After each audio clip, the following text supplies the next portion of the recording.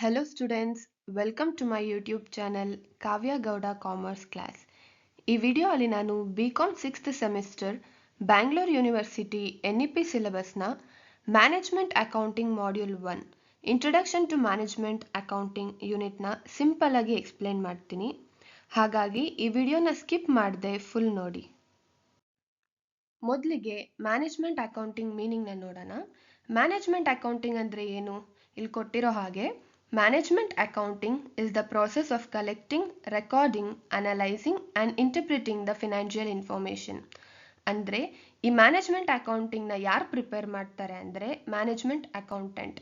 ಕಂಪ್ನಿಯಲ್ಲಿ ಇರೋ ಎಲ್ಲ ಫಿನಾನ್ಷಿಯಲ್ ಡೇಟಾ ಯಾವ ಥರ ಅಂದರೆ ಸೇಲ್ಸ್ ಆಗಿರ್ಬೋದು, ಎಕ್ಸ್ಪೆನ್ಸಸ್ ಆಗಿರ್ಬೋದು, ಪ್ರಾಫಿಟ್ ಲಾಸ್, ಈ ಎಲ್ಲ ಇನ್ಫಾರ್ಮೇಷನ್ನ ಕಲೆಕ್ಟ್ ಮಾಡಿ ಅದನ್ನು ಪ್ರಾಪರಾಗಿ ರೆಕಾರ್ಡ್ ಮಾಡಿ ಅದನ್ನು ಅನಲೈಸ್ ಮಾಡಿ ಇಂಟರ್ಪ್ರಿಟ್ ಮಾಡೋದನ್ನೇ ನಾವು ಮ್ಯಾನೇಜ್ಮೆಂಟ್ ಅಕೌಂಟಿಂಗ್ ಅಂತ ಕರಿತೀವಿ. ಈ ಎಲ್ಲ ಪ್ರಾಸೆಸ್ ಯಾಕೆ ಅಂದರೆ to help the management in planning, decision making and controlling business operation. ಅಂದರೆ ಮ್ಯಾನೇಜರ್ಸು ಫ್ಯೂಚರ್ ಪ್ಲ್ಯಾನ್ ಮಾಡೋಕ್ಕೆ, ಕರೆಕ್ಟ್ ಡಿಸಿಷನ್ ತಗೊಳ್ಳೋಕ್ಕೆ ಮತ್ತು ಬಿಸ್ನೆಸ್ ಕಂಟ್ರೋಲ್ ಮಾಡೋಕ್ಕೆ ಇದು ಹೆಲ್ಪ್ ಮಾಡುತ್ತೆ.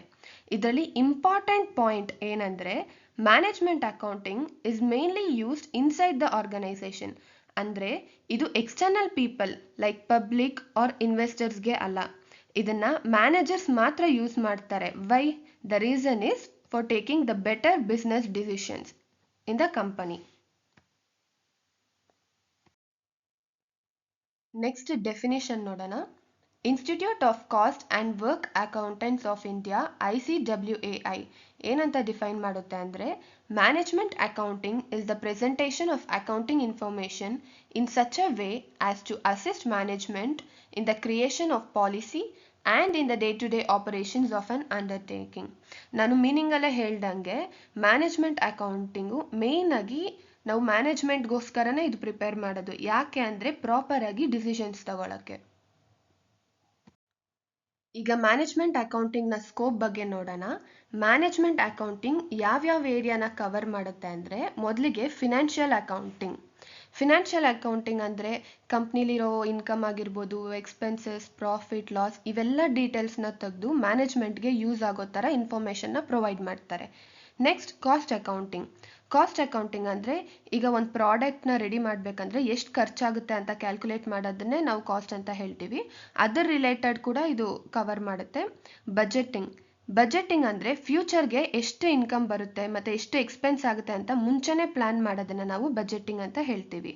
ನೆಕ್ಸ್ಟ್ ಕಾಸ್ಟ್ ಕಂಟ್ರೋಲ್ ಅಂದರೆ ಅನ್ನೆಸೆಸರಿ ಖರ್ಚು ಕಮ್ಮಿ ಮಾಡಿ ದುಡ್ಡು ವೇಸ್ಟ್ ಆಗದೇ ಇರೋ ಥರ ನೋಡ್ಕೊಳ್ಳೋದನ್ನೇ ನಾವು ಕಾಸ್ಟ್ ಕಂಟ್ರೋಲ್ ಅಂತ ಹೇಳ್ತೀವಿ. ನೆಕ್ಸ್ಟ್ ಪಾಯಿಂಟ್ ಫಿನಾನ್ಷಿಯಲ್ ಅನಾಲಿಸಿಸಲ್ಲಿ ಕಂಪ್ನಿ ಪ್ರಾಫಿಟಲ್ಲಿದೆಯಾ ಅಥವಾ ಲಾಸಲ್ಲಿದೆಯಾ, ಫಿನಾನ್ಷಿಯಲಿ ಸ್ಟ್ರಾಂಗ್ ಇದೆಯಾ ಅಂತ ಚೆಕ್ ಮಾಡ್ತಾರೆ. ರೇಷಿಯೋ ಅನಾಲಿಸಿಸ್ ಅಂದರೆ ಡಿಫ್ರೆಂಟ್ ರೇಷಿಯೋಸ್ನ ಯೂಸ್ ಮಾಡಿ ಕಂಪನಿ ಪರ್ಫಾರ್ಮೆನ್ಸ್ನ ಮೆಷರ್ ಮಾಡ್ತಾರೆ. ಕ್ಯಾಶ್ ಫ್ಲೋ ಅನಾಲಿಸಿಸ್ ಅಂದರೆ ಕಂಪನಿಗೆ ದುಡ್ಡು ಬರೋದು ಮತ್ತು ಹೋಗೋದನ್ನ ಎಷ್ಟು ಅಂತ ಚೆಕ್ ಮಾಡೋದು. ಕಂಪನಿಗೆ ಕ್ಯಾಶ್ ಇನಫ್ ಇದೆಯಾ ಇಲ್ಲ ಅಥವಾ ಇನ್ನೂ ಜಾಸ್ತಿ ಬೇಕಾ ಅನ್ನೋದನ್ನ ಇಲ್ಲಿ ನಾವು ಅನಲೈಸ್ ಮಾಡ್ತೀವಿ. Next reporting to management. Finally ಎಲ್ಲ ಇನ್ಫಾರ್ಮೇಷನ್ ಏನಿದೆ ಅದನ್ನು ಒಂದು ಸಿಂಪಲ್ ರಿಪೋರ್ಟ್ ಆಗಿ ಮಾಡಿ ಮ್ಯಾನೇಜರ್ಸ್ಗೆ ಕೊಡ್ತಾರೆ ಮತ್ತು ಅವರು ಕರೆಕ್ಟ್ ಡಿಸಿಷನ್ನ ತಗೋತಾರೆ. ಇದು scope of management accounting. Next topic objectives of management accounting. ನೋಡಿ, ಇಲ್ಲಿ ನಾವು ಆಬ್ಜೆಕ್ಟಿವ್ಸ್ ಅಂತ ಕೇಳಿದ್ರು ಕೂಡ ಫಂಕ್ಷನ್ಸ್ ಅಥವಾ ಮೆರಿಟ್ಸ್ ಅಥವಾ ಅಡ್ವಾಂಟೇಜಸ್ ಏನೇ ಕೇಳಿದ್ರು ಕೂಡ ನಾವು ಈ ಪಾಯಿಂಟ್ಸ್ನ ಯೂಸ್ ಮಾಡ್ಬೋದು. ಮೊದಲಿಗೆ ಹೆಲ್ಪ್ಸ್ ಇನ್ ಡಿಸಿಷನ್ ಮೇಕಿಂಗ್. ಮ್ಯಾನೇಜರ್ಸ್ಗೆ ಕರೆಕ್ಟಾಗಿ ಡಿಸಿಷನ್ ತಗೊಳ್ಳೋಕ್ಕೆ ಮ್ಯಾನೇಜ್ಮೆಂಟ್ ಅಕೌಂಟಿಂಗ್ ಹೆಲ್ಪ್ ಮತ್ತು ಸಪೋರ್ಟ್ ಮಾಡುತ್ತೆ. Next point help in planning business activities. ಅಂದರೆ ಫ್ಯೂಚರ್ಗೆ ಏನು ಬೇಕಾಗುತ್ತೆ ಇದನ್ನೆಲ್ಲ ಮೊದಲೇ ಪ್ಲ್ಯಾನ್ ಮಾಡೋಕ್ಕೆ ಇದು ಹೆಲ್ಪ್ ಮಾಡುತ್ತೆ. Assist in controlling operation. Business ಆ್ಯಕ್ಟಿವಿಟೀಸ್ನ ಸರಿಯಾಗಿ ನಡೀತಾ ಇದೆಯಾ ಇಲ್ವಾ ಅಂತ ಚೆಕ್ ಮಾಡೋಕ್ಕೆ ಇದು ಹೆಲ್ಪ್ ಮಾಡುತ್ತೆ. Provides information to management. ಅಂದರೆ ಇವಾಗ ಪ್ರಾಫಿಟ್ ಬಂದಿರ್ಬೋದು ಒಂದು ಕಂಪನಿಗೆ ಅಥವಾ ಲಾಸ್, ಕಾಸ್ಟ್ ಮತ್ತು ಬಜೆಟ್ ಎಲ್ಲ ಇನ್ಫಾರ್ಮೇಷನ್ನ ಕೂಡ ಮ್ಯಾನೇಜ್ಮೆಂಟ್ಗೆ ಇದು ಪ್ರೊವೈಡ್ ಮಾಡುತ್ತೆ. Helps in policy formulation.